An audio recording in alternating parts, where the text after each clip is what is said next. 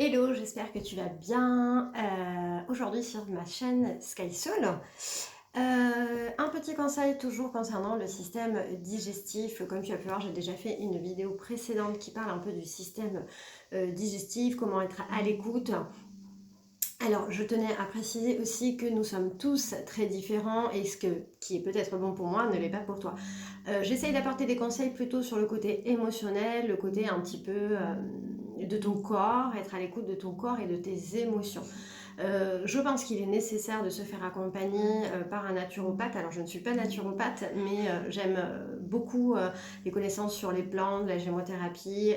Et pendant 4 ans, lorsque j'ai travaillé dans ma boutique, je me suis beaucoup informée. J'ai travaillé aussi avec mes fournisseurs sur les connaissances des plantes. Et c'est quelque chose qui me passionne beaucoup. Donc voilà, une terme ma formation pour aller travailler un peu plus en profondeur là-dessus et pouvoir t'accompagner et te donner des conseils. Parce que je trouve que c'est important de partager. Donc aujourd'hui dans cette vidéo, voilà, je me tiens un petit cahier avec des petites notes où je travaille en avance un petit peu pour guérir à partir de l'intérieur, parce que ce qui est important, c'est de savoir que souvent on cherche à l'extérieur et que tout est à l'intérieur, hein. C'est pareil pour tout, il faut aller vraiment être à l'écoute de son corps. Donc ce qui est important de savoir en premier, il y a toujours une bonne raison de ressentir quelque chose. Lorsqu'on ressent quelque chose au niveau de l'intérieur, au niveau de son corps, c'est qu'il y a une raison. Nous n'avons jamais un sentiment sans une bonne raison, donc arrête de culpabiliser si on te dit c'est pas normal, pourquoi tu ressens ça. Si tu es tout à fait normal, il y a une bonne raison si tu ressens une émotion, s'il y a quelque chose qui se passe à travers ton corps. Donc, on n'a pas besoin de chercher des solutions et des justifications, hein, parce que souvent, voilà, ce que je vous disais tout à l'heure, on vous demande de vous justifier, mais enfin, pourquoi tu as peur? Là, c'est pas le moment, moi, j'aurais pas agi comme ça. Voilà, nous sommes tous différents, donc autorisez-vous à sentir ces sentiments et à les valider. D'accord? Donc ça ne veut pas dire non plus être focalisé là-dessus et faire qu'une psychose. Je dis bien qu'il faut trouver le juste équilibre, hein. Être à l'écoute ne veut pas dire être complètement à l'intérieur comment dire, parce que ça va créer un blocage et ça va créer une boule d'énergie qui va aller bloquer encore plus. Donc c'est important d'écouter simplement, tranquillement et d'aller accompagner là-dessus avec de la psychothérapie ou des thérapies conventionnelles, quelque chose qui te convient. Donc premièrement, voilà, je ressens quelque chose, je calme mes pensées de façon à permettre aussi au traitement des émotions d'avoir lieu. Donc ça sert à rien d'aller se poser 10 000 questions. Là, je ressens ça. Alors, ça m'est arrivé, donc j'en parle par connaissance de cause. Oh, et là, je suis en train de faire une crise cardiaque. Attends, mais je suis sûre, j'ai mal là. Non, mais ça doit être ça. Non, mais attends, c'est peut-être ça. Voilà, on calme ses pensées, on écoute juste ce que cette sensation vient nous dire. Pourquoi? Peut-être qu'on a fait du sport hier, peut-être qu'on a mangé quelque chose qui n'est pas passé, mais on n'appuie pas dessus, on calme notre pensée. Donc plus tu es dans des pensées négatives aussi et plus tu vas ressentir, hein, c'est ce qui va générer aussi souvent des crises de panique ou des crises d'anxiété sévères. Donc nous servons de nos pensées pour nous protéger et contrôler surtout nos émotions aussi. Donc c'est idem avec la nourriture, hein. C'est une forme d'addiction. Lorsqu'on n'est pas bien, on va aller contrôler ce système de nourriture. Donc si on a des soucis digestifs, c'est qu'on a une indigestion aussi émotionnelle, hein. Celui qui vous dit je fume mais je n'ai pas de problème, moi je pense que toute addiction vient aller cacher quelque chose, vient masquer ou vient nous mettre dans une fuite de quelque chose, et c'est certain. J'ai été une fumeuse avant, il y a très longtemps. Et j'avais le sentiment qu'à chaque fois que je fumais ma cigarette, je calmais une émotion et je calmais ma pensée, hein. Ça se faisait un court instant, mais le problème n'était toujours pas réglé, très important. Donc les émotions sont aussi la nourriture de notre âme, et certaines émotions sont aussi ruminées. Donc parfois on dit j'ai du mal à avaler les choses, et c'est réel lorsqu'on formule ce genre de phrases ou j'en ai plein d'eau, j'en ai plein la tête. Eh bien ce sont réellement des émotions et des pensées, et c'est quelque chose qui va figurer aussi sur notre corps. Donc il faut parfois aussi plusieurs années pour digérer nos émotions, hein. C'est très difficile, à chacun son rythme, à chacun sa façon d'avancer. Donc elles restent bloquées souvent aussi sous forme de contraction. Donc je t'invite à qu'est-ce qui, plus que toi, peut savoir et comprendre? Personne, car si ce que tu as vécu et ressenti, alors tu pourras être cette oreille attentive. Il n'y a que toi qui sais ce qui a vécu et ce qui a ressenti et qui peut être ton oreille attentive.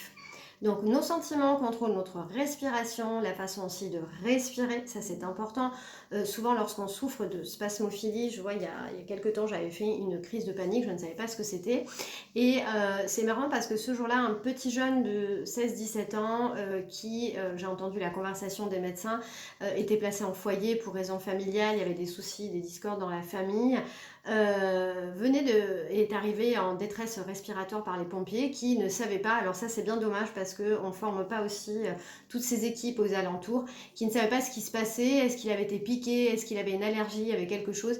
Et en fait très vite j'entendais le médecin qui disait c'est rien, respire, prends ton temps, voilà, retrouver une respiration normale. Et tout simplement c'était une crise de spasmophilie. Donc je connais très bien la spasmophilie puisque j'en ai souffert pendant je dirais bien 3-4 ans. Et donc il y en a de plus en plus et c'est effectivement lié aussi à notre respiration. On a une respiration qui est saccadée au niveau du diaphragme et puis qui s'accélère et du coup ça va générer des malaises vagales aussi également et des crises de spasmophilie et ça peut aller bien plus loin. Donc il est important de respirer, pour ça vous pouvez mettre au point des thérapies. Moi je suis beaucoup dans la pratique du yoga, je vous conseille le yin ou même un yoga qui est intensif parce qu'un yoga intensif va permettre d'aller diminuer aussi la dépression. Donc il faudrait à peu près 3 fois 45 minutes par jour de sport ou d'une activité. Alors ça peut être de la natation, ça peut être de la marche rapide, ça peut être courir. C'est très important pour notre esprit et libérer au niveau des émotions. Donc nous avons des sentiments différents à chaque moment, à différents moments, ce qui va varier aussi notre respiration. Notre respiration n'est jamais la même dans la journée en fonction de ce qu'on va vivre. Donc mieux nous respirons et mieux nous nous sentons. Quelques exercices à faire, vous pouvez prendre le temps de respirer, d'observer votre respiration et d'aller voir un petit peu les restrictions que vous avez. Cela va te permettre un petit peu de localiser exactement la zone qui est restreinte. Alors quand je parle de zone qui est restreinte, c'est-à-dire par exemple je vois qu'au niveau du diaphragme je suis bloquée, donc j'ai une sensation ici d'oppression, ça peut être au niveau du ventre, ça peut être au niveau des épaules, ça peut être au niveau de la mâchoire. Donc je vais aller respirer et voir, lorsque je respire, être attentive à quelles restrictions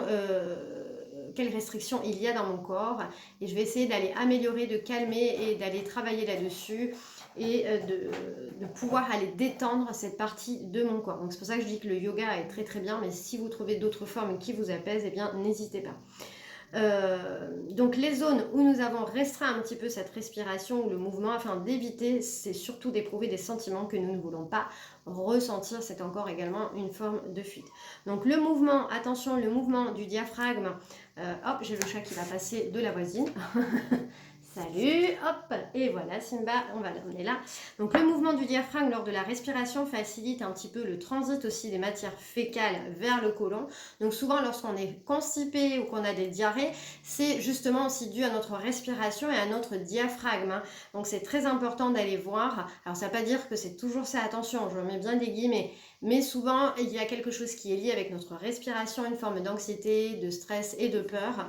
Et donc ça va générer des constipations. Donc si le mouvement est contrarié, alors l'élimination va devenir très réduite. Donc faire attention là-dessus. Donc massez-vous les mains avec le côlon. Je vous invite à prendre votre index ou votre majeur et d'aller vous masser le soir pendant 10 minutes autour du nombril tout doucement. Vous allez, sans appuyer trop fort, vous allez pouvoir ressentir avec vos doigts un petit peu les adhérences, tout ce qui est collé. On va aller détoxifier un petit peu au niveau du nombril et vous pouvez le faire sous forme de cercle dans le sens d'une aiguille d'une montre et plus ça va vous élargissez au niveau de votre ventre et ça permet de détoxifier et d'aider au niveau de l'élimination et de calmer un petit peu ce système digestif. Mais très important, je le répète, la respiration va aller jouer quelque chose d'assez important. Donc le système digestif ne digère pas que de la nourriture dans notre corps, il doit aussi digérer les émotions. Sachez que c'est important, on parle souvent de digestion et que c'est lié que à ce qu'on a mangé, et bien pas du tout, suivant la contrariété qu'on a vécue, les émotions, ça peut être des choses du passé aussi également, il va falloir du temps pour qu'ils puissent digérer ces émotions. Et donc les problèmes de digestion ont pour origine le plus souvent beaucoup de charges émotionnelles qui ne sont pas digérées, qui empêchent un petit peu le système digestif de bien fonctionner. Quelques expressions que je reprends, c'est dur à avaler, je garde tout sur l'estomac, j'ai envie de vomir, ça me fait vomir, tout ça. Voilà, donc souvent on fait cette expérience avec l'anxiété ou le stress aussi qui va nous empêcher de manger. Souvent, on doit passer un examen, on se dit oh là là, j'ai pas faim, mais c'est réel, hein, en fait, notre estomac est complètement fermé, il est noué d'ailleurs, hein, il est noué, et donc ça va créer aussi des diarrhées en sens inverse. Donc voilà, c'est important d'établir une communication à l'intérieur de vous-même, avec votre corps et avec le monde autour de soi, ce qui nous entoure, de permettre à nous connecter profondément à notre niveau émotionnel. Alors quand je disais tout à l'heure nous connecter profondément, attention, ne focalisez pas trop non plus dessus. Il y a plusieurs facteurs, moi je vous parle d'un facteur, mais il en existe plusieurs, on est tous différents. Voilà, donc quand l'esprit rejette une partie de soi-même dans la crainte un petit peu de ressentir de la douleur, cette partie de notre corps se ressent effectivement par la douleur, mais elle n'est pas capable non plus de ressentir le plaisir. Et ne pas vouloir sentir la douleur, eh bien c'est très légitime, même en profondeur. Nous ne serons pas en paix avec notre incapacité à nous sentir bien. Donc au plus profond de nous, ne pas se sentir bien équivaut à ne pas mériter de vivre. Donc ça c'est important. Donc voilà, souvent il y a des personnes qui rejettent certaines choses, le corps. Alors les personnes qui n'aiment pas avoir mal, alors moi par exemple j'ai un mari à la maison qui déteste avoir mal, qui ne supporte pas du tout la douleur, hein. Je lui dis souvent, si tu serais passé sur la table autant de fois que je suis passée pour toutes mes opérations, waouh.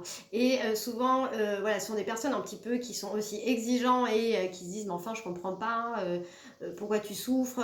Voilà, moi j'ai mon corps qui a subi beaucoup d'opérations au niveau du ventre, j'ai eu beaucoup de soucis là-dessus, et souvent je voyais mon entourage, alors ceux qui n'avaient pas vécu cette expérience et qui en plus sont hyper intolérants à la douleur, en me disant mais enfin remonte-toi vite, ça va aller, t'as qu'à faire ça, t'as qu'à faire ci. Et alors que ces personnes-là rejettent cette partie de douleur, hein, le moindre mot de tête, ils ne supportent pas, il faudrait qu'ils avalent carrément la plaquette de médicaments. Voilà, donc quelque part c'est fuir aussi une forme d'émotion. Alors je dis pas que d'avoir mal à la tête je vais rester toute la journée comme ça, c'est pas toujours lié à une émotion, mais souvent voilà, j'ai passé une journée désagréable, j'ai eu des choses qui m'ont contrariée, qui m'ont posé souci, eh bien je n'ai pas envie de ressentir et ça va me prendre au niveau de mots de certains de mon corps et j'ai envie vite de les gommer et de les effacer, et ça peut créer aussi des formes d'addiction, se jeter sur la nourriture, avoir une addiction avec le tabac, avec la drogue, avec l'alcool, voilà.